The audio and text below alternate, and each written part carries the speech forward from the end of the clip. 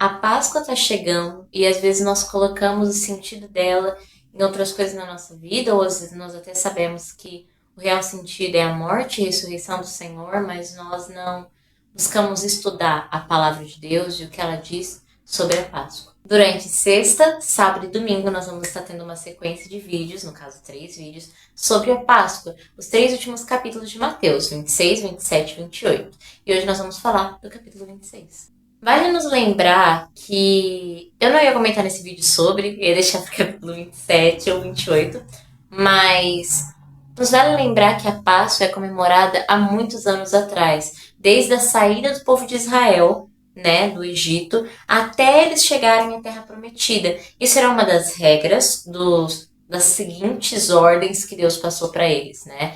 Então, essa ordem era para eles comemorarem a Páscoa, se eu não me engano, no primeiro mês, no primeiro mês do ano, e eles iam estar comemorando durante um tempo. Durante 7 dias, eles iam comer pão sem fermento, eles iriam matar um cordeiro, em um dos dias iria passar pelos ombreiros da porta, né? E aí o anjo da morte iria passar por lá, só que quando ele visse aquela marca de sangue entre a porta, ele não iria matar nenhum primogênito. Mas quem era estrangeiro, não era do povo de Israel, ou quem era nascente do local, do Egito, no caso os egípcios, eles não adiantavam passar, de acordo com a Bíblia, porque de qualquer forma iria matar os primogênitos. E é o que aconteceu, a 10ª praga que aconteceu no Egito. Esse sangue que eles tinham que passar em volta da porta era o sangue de um cordeiro de 1 ano, perfeito, sem defeito. Então eles deveriam matar aquele cordeiro, passar o sangue, e tinha toda uma regra do que eles podiam comer e não comer do resto do cordeiro. Tudo tinha que ser assado, não podia fazer cozido. Então, desde o começo, um cordeiro precisava passar para que não morresse os primogênitos. Por um só homem entrou o pecado no mundo e por um só homem também veio a salvação. Então, precisava que o sangue de um cordeiro perfeito, não é à toa quando Jesus morre na cruz, nós falamos que ele é o cordeiro perfeito, que veio no lugar de todos os pecadores e morreu naquela cruz. Então, ele é o sumo sacerdote, ele é o intermediador. E a morte dele e a ressurreição dele foi um ato principal para a nossa vida como cristãos. Estou falando sobre isso, porque desde o começo nós precisamos entender que a morte de Jesus já foi ditada desde o começo, desde o Antigo Testamento, principalmente em Êxodo, e também em Gênesis, quando fala que iria pisar na cabeça da serpente, que iria pisar na cabeça da morte, né, no caso, né, vamos pensar nesse sentido. Então, desde o começo já foi predestinado que Jesus iria vir, iria morrer porque ele é perfeito, precisava de algo perfeito para sanear o pecado e o erro humano. Então, Jesus iria fazer isso, de ser o intermediador entre a gente e Deus, a gente e a capacidade de ir para o céu por meio do sangue dele. Então, nós precisamos entender isso para que nós consigamos entender e não sentir paz, mas justificar a questão de tudo que aconteceu nos capítulos que nós vamos estar. Nós temos ali no capítulo 26 uma parte que fala sobre Jesus, que ele estava indo, né, com o pessoal, passando com eles, com os discípulos. E aí, como já estava chegando a época da Páscoa, né, os sacerdotes e as pessoas que eram mais importantes, sumos sacerdotes, aliás, é um ponto, né, aí, de sumo sacerdote, desde Êxodo tem, né, que eles eram intermediadores entre as pessoas, no caso, e Deus. Só que não adianta você ter cargo, não adianta você ter título, por exemplo, sumo sacerdote. Eles não acreditavam, né, que Jesus era Deus, por conta que eles esperavam que Jesus iria vir de outra forma.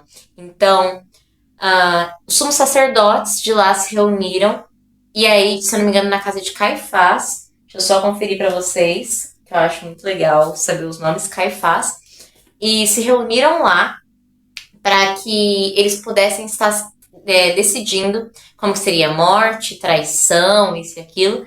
Então, foi lá, e aí eles se reuniram, decidiram, e enquanto isso, Jesus, ele estava falando com seus discípulos, né, como estava chegando a época da Páscoa, para decidir o lugar onde eles iriam ficar durante a Páscoa, porque a Páscoa era um jantar que eles tinham, né? A festa dos pães sem fermentos já era durante 7 dias, mas a Páscoa em si, que lembrando, o significado da Páscoa é o memorial por Deus ter livrado a morte dos primogênitos lá no Egito, né, do povo de Israel. Então, Jesus foi lá na casa de um homem, a Bíblia fala, eles se reuniram ali e aí eles fizeram a ceia, que é o que nós conhecemos e nós fazemos como memorial atualmente. Ali na ceia, nós sabemos que alguns momentos antes, quando estavam sentados reunidos juntos, a Bíblia relata que Jesus disse: Um de vocês vai me trair. Nós já sabemos que é Judas Iscariotes. Ele foi o responsável por trair Jesus por 30 moedas de prata. Aliás, mostra, ele fala, no caso na Bíblia, dele indo lá e trocando por 30 moedas de prata. Ele iria. A Bíblia até fala que ele disse aos soldados, né, que ele iria dar um beijo no rosto daquele que eles tinham que levar, e é o que aconteceu. Depois da ceia, né? A ceia, para quem não sabe, é um ato memorial que nós fazemos, né? Como eu disse anteriormente. E essa ceia só é permitida para aqueles que aceitaram ao Senhor, têm certeza da salvação, estão em uma vida santa com Deus. Claro que a gente nunca vai conseguir viver uma vida 100% santa. Só que para aquelas pessoas que se estão em pecado, estão compromissadas a sair desse pecado e buscar viver em santidade.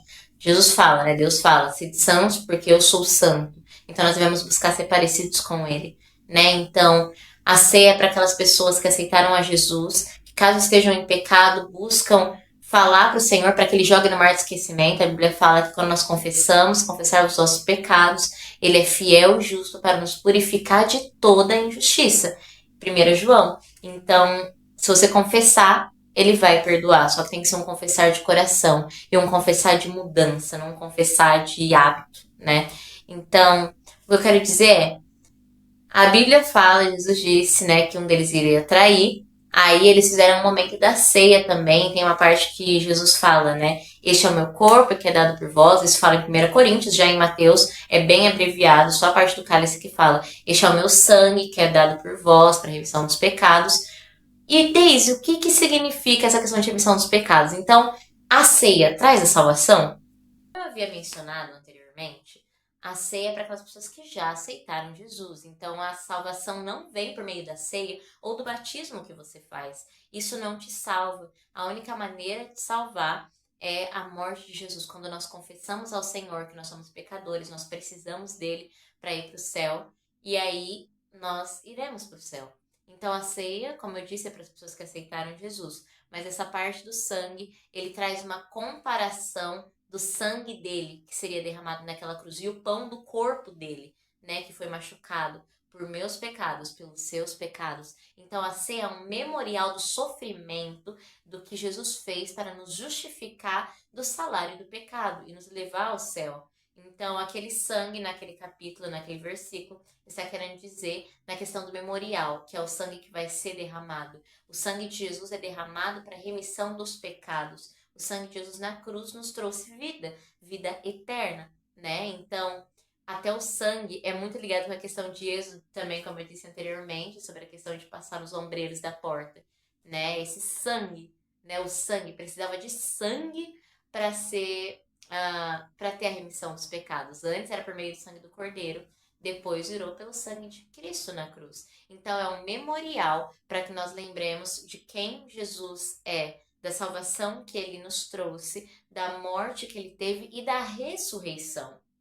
Porque a Páscoa não é só em comemoração da morte dele, mas sim que ele ressurgiu. Porque se ele não tivesse ressuscitado, nós não teríamos a salvação que nós temos. Podemos tirar também é sobre a questão de que fala que Pedro, né, ele negou Jesus, né? A Bíblia fala que quando Jesus disse sobre o traidor, Pedro meio que apontou a ideia, né? De eu nunca vou trair você, os outros também, eu não. Só que se o plano de Deus diz que vai acontecer, isso vai acontecer. E na minha Bíblia eu achei bem legal que ela até relata a parte daquele versículo de 1 Coríntios. Para os fortes, cuidado para que não caiam. Então foi esse versículo que eu achei bem legal, que trouxe o contexto de Pedro também. Da questão de que não, eu não vou trair, nunca vou trair Jesus. Eu nunca vou negar ele 3 vezes. Mas ele negou ele 3 vezes. A Bíblia relata, isso é um fato, né? Que quando Jesus foi levado ao Sinédrio, né? Esse capítulo também aponta isso. Eu aconselho você a ler e depois você assistir ou terminar esse vídeo e aí você leia a palavra do Senhor para você tirar suas conclusões e comprovar que o que eu tô falando é a palavra de Deus, né? É o certo. Mas A Bíblia também fala, né, que quando Jesus foi levado ao Sinédrio, depois de Jesus já ter falado para Pedro que iria trair ele, então Jesus foi levado ao Sinédrio, foi julgado e Pedro seguiu Jesus. E quando ele estava lá para fora, algumas empregadas, uma empregada, depois a outra, e depois uma galera, a Bíblia fala um povo, né, um tanto de pessoas, foi lá e falou: ele é Jesus, até o jeito que ele fala. Mostra também que as pessoas reconhecem, né, quando nós seguimos a Deus também. Tem que parar de falar, né, gente? Mas enfim, ah, aí aponta a questão de que ele negou Jesus. Jesus falou que ele iria fazer isso e negou. E só depois do galo cantar que ele lembrou do que Jesus disse. E aí ele fugiu muito triste, muito amargurado sobre isso, né? Então, fortes, cuidado para que não caiam. Orem, perseverem. Busque a palavra do Senhor. A Páscoa está chegando. Cuidado com o que você comemora. Cuidado com o que você acredita. Viva para o Senhor. E ore para que ele volte logo. Um beijão e até amanhã.